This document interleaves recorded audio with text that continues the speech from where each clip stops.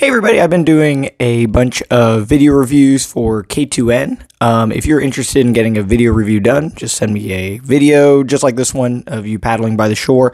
Only need a few strokes and I can, break it down for you.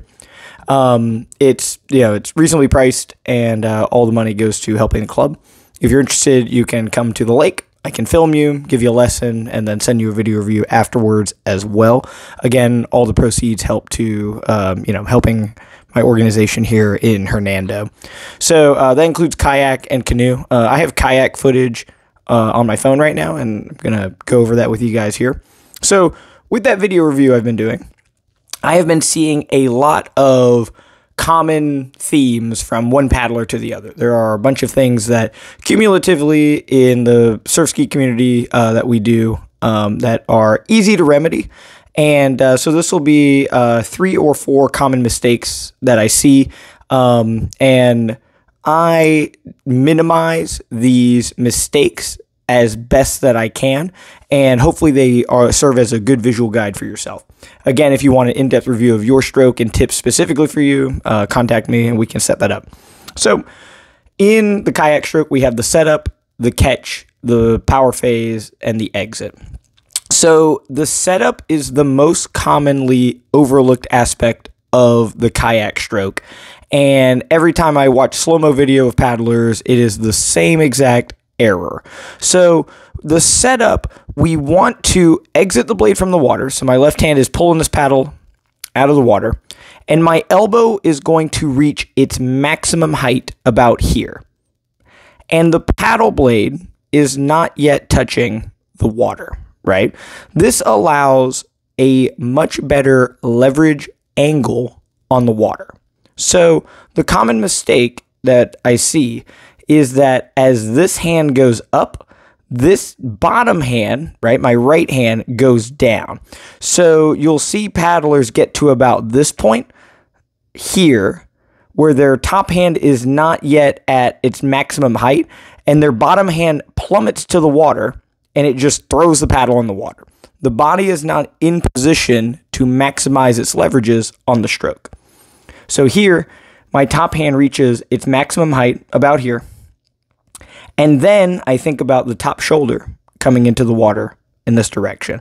This maximizes my body leverages and my paddle's leverages. So as the paddle approaches the water, I'm engaging the entirety of my body, right? So the idea being is that your elbow and top hand reach its maximum height and there is still air under the paddle. If your top hand and top elbow reach its maximum height and the blade is already in the water, it means that the bottom hand is dropping throughout the stroke, and it just preemptively, it means that your hands are moving before your torso.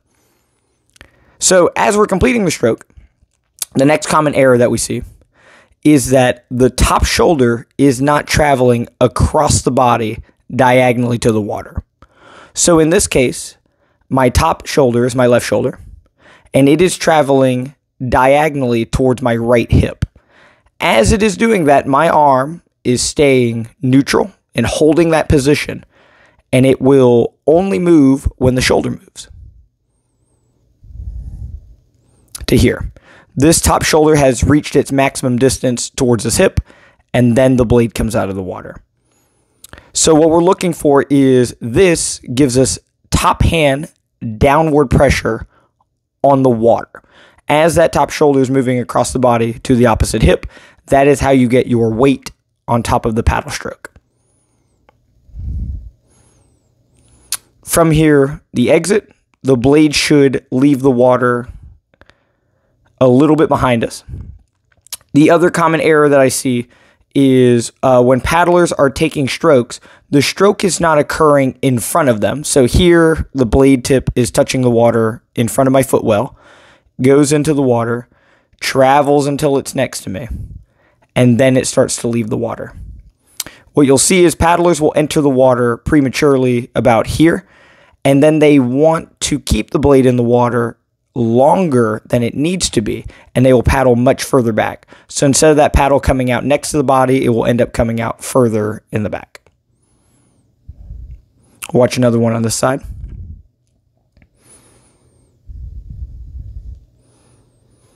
The final thing that I want to go over here is hip motion. So as this paddle is being set up for the next stroke, you can see that my hips are facing away from the camera. As I complete the stroke, my knee travels down, and now you can see my hips in their entirety. So we'll go through that one more time. So from here, my knee is at is pretty high up in the air here. As that leg extends, it makes room for my hips to move to a maximum, and now my hips are totally revealed to the camera. So the hips are away, hips are towards. What we're looking for here is the leg drive that you create by taking paddle strokes creates space for your hips to move more. How much your legs and knees move is irrelevant. It is how much your hips are moving. Talking about the top shoulder traveling to this opposite hip, this leg here straightening to this intersection allows this hip to move to a maximum. All these forces that we're creating are to move this hip throughout the stroke. This is your intersection of joints, right? Your shoulders moving into it, your knees are moving into it, so on. So whenever you're creating movement in your paddle stroke, right, you want it to all intersect at the hip. Leg is extending, top shoulder is moving to the hip. That is where your power is coming from in that stroke. So these are the common mistakes. Again, not having a setup, letting the elbow reach its maximum height, then the blade goes to the water, top shoulder travels to the opposite hip, pulling the blade out next to the body, leg full extension, hips moving like so. So with hip movement, when we think about the bucket, which is not a square, but a circle, but I'll use a square here, you don't want your hips to move backwards in the bucket. So if you're extending your legs and you run into the back of the bucket, it means that you're not maximizing, your leg drive. What we're looking for is inside the bucket that your hips are moving in a semicircle pattern like so. So if you're taking a right side stroke, the force is coming back, but you're thinking about moving in a semicircle way with your hips, right? As you're extending the legs, your hips are turning or being pulled on the opposite side. So the force of this turns into a rotational force, right? So ultimately, your leg drive should create room for your hips swiveling, right?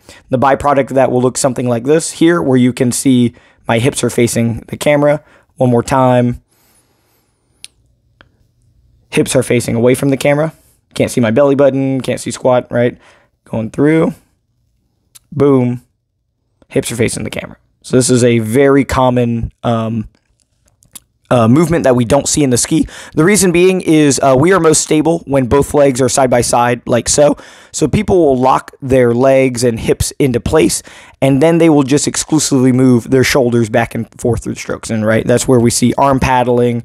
So moving freely, what happens is when we do this, the entire surf ski is going to move to the side, right? And if you are not comfortable and stable in your boat, you will fall in the water if your movement is too aggressive, right? So having a stable boat allows you to move aggressively in the ski, which is where your power is coming from, right? You can't move timidly to transfer power to the water and increase your wattage output. You have to paddle aggressively. You have to move aggressively. Those legs have got to move. The body has got to move. You got to rotate and so on, right? So it's very important having a wide ski to learn these movements in, so you can transfer them ultimately to an elite ski. So that's just a quick overview. In a minute, I'll tell you what I'm working on in these strokes. So as these paddles are coming out of the water, my hand is higher than my elbow, right? And I should be lifting my elbow first, right? So my hips, shoulders move, and my next biggest joint is that elbow. So I should be lifting this elbow out of the water a little bit more instead of just hinging at the elbow. This will allow a little extra force at the very tail end of the stroke. And so that is one aspect. On my left side, as my blade is approaching the water, you can watch my left knee it starts to unwind before the blade is all the way in the water. So here, my knees are side by side, and this blade is just barely touching the water.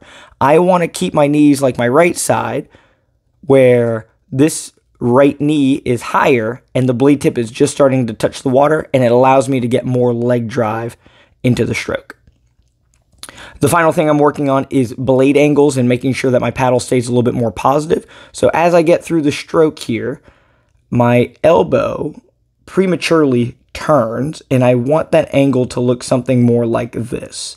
Because my elbow extends more, the angle of the paddle is not as ideal, and I want that angle to just be facing just a little bit further away from me. From this angle, it would look something like that.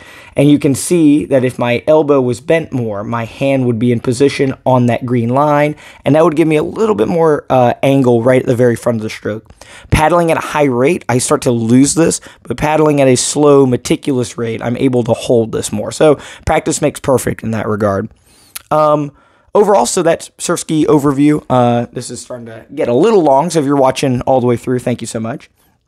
Arguably, I'm still better at canoe than I am in a kayak, so if you want a canoe review, I'm more than willing to go through that, and I might post a little critique video similar to this of myself in the canoe as well. So this is a kayak breakdown of myself. And if you would like the person in the blue box to be you, right, just send me a video and we can discuss, everything that goes along with that. So, hey, thank you so much for watching. And, if you're interested, just reach out to me.